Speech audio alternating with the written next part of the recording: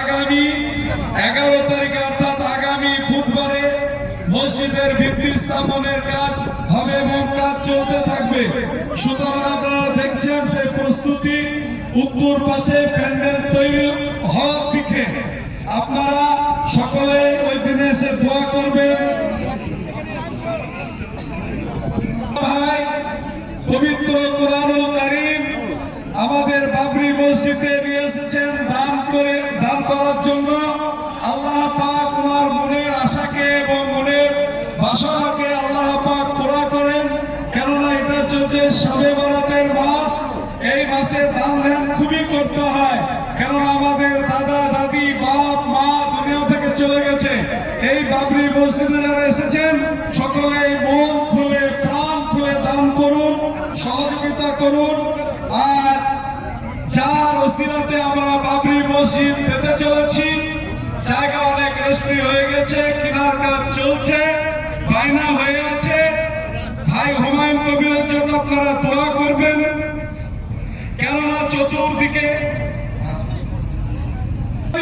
চাটা চ্যানেল আল ইমাম একটা চাটে, খুব সরকারকে চাটে।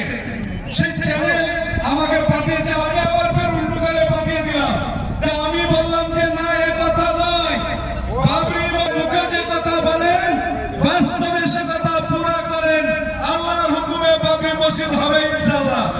এটা কোরআনের কথা কোথায় বললাম? আমি কোরআনের কথা তো বলতে আমি পাঠিয়ে দিলাম, চুপ থেকে গেল। সেই জন্য যারা ফটো তুলতে এসেছেন, ফটো তোলা ভাই নিষেধ আছে। দেখুন গান করেছেন, যে জায়গায় বসলে আল্লাহ পাক বান্দার ছোট ছোট গুনাহগুলি ক্ষমা করে দিয়ে থাকেন, সে আল্লাহ পাকের কৃতজ্ঞতা আমরা এক বাক্যে উচ্চ স্বরে আদায় করি, বলি আলহামদুলিল্লাহ।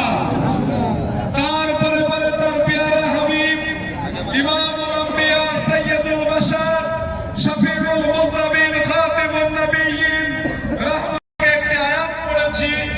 আল্লাহ পবিত্র কোরআনে আমাদেরকে বলেছেন, ইয়া আইয়ুহাল্লাযীনা আমানুত্তাকুল্লাহ, হে ঈমানদার বান্দারা, তোমরা আমি আল্লাহকে যারা ভয় করো, হাক্কা তুকাতিহি, তোমরা আমি আল্লাহকে যারা প্রকৃতি ভয় করো, ওয়ালা তামুতুন্না, খবরদার তোমরা মৃত্যুবরণ করবে না, ওয়ালা তামুতুন্না ইল্লা ওয়া আনতুম মুসলিমুন, মুসলমান না হয়ে আল্লাহ আমাদেরকে মরতে নিষেধ করেছেন।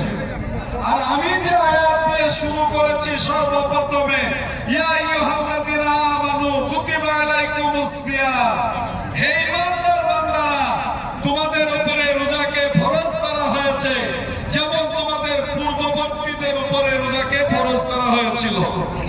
হযরতে আদম আলাইহিস সালাম থেকে নিয়ে নবী মুহাম্মদুর রাসূলুল্লাহ সাল্লাল্লাহু আলাইহি সাল্লাম যত নবী এসেছিলেন, সমস্ত নবীর উপরে আল্লাহ পাক রোজাকে ফরজ করেছিলেন। কিন্তু আমাদের নবী ইমামুল আম্বিয়া সাইয়্যিদুল বাশার শফিউল মুযনিবিন খাতিমুন নবিয়্যিন রাহমাতাল লিল আলামিনের উপরে 30টা রোজা ফরজ করেছেন। এই 30টা রোজা একই ধারাবাহিকভাবে অন্যান্য নবীদের উপরে ফরজ করেননি, কিন্তু তাদের উপরে রোজা ছিল। হযরতে দাউদ আলাইহিস সালাম, হযরতে মুসা আলাইহিস সালাম, হযরতে শীস আলাইহিস সালাম, হযরতে হারকিল আলাইহিস সালাম, হযরতে জারজিস আলাইহিস সালাম, হযরতে জিলকিফল আলাইহিস সালাম, যত নবী এসেছিলেন সমস্ত নবীর উপরে আল্লাহ পাক রোজাকে ফরজ করেছিলেন। কিন্তু আমাদের নবী ইমামুল আম্বিয়া সাইয়্যিদুল বাশারের উপরে 30টা রোজা ধারাবাহিকভাবে আল্লাহ পাক ফরজ করেছেন। এই উম্মতে মুহাম্মদী আমরা, আমাদের উপরে রোজা আল্লাহ পাক যেমন ফরজ করেছেন, আগামী রমজান মাস আগত,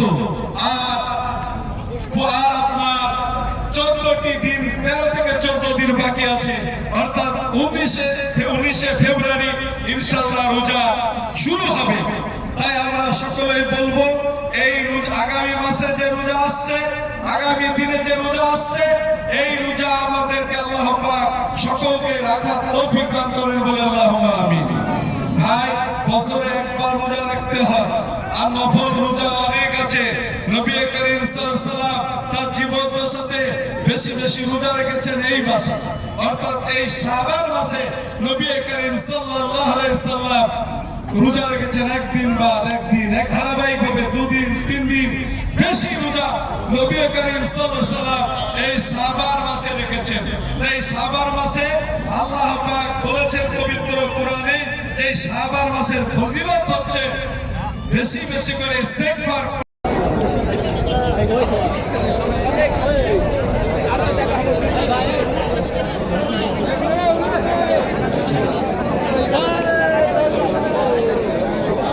ভলেন্টিয়ারদের উদ্দেশ্যে বলা হচ্ছে আপনারা নিজের নিজের দায়িত্ব পালন করবেন। যে বক্সগুলো আপনাদের হাতে আছে নিজের দায়িত্ব রাখবেন ভালো করে।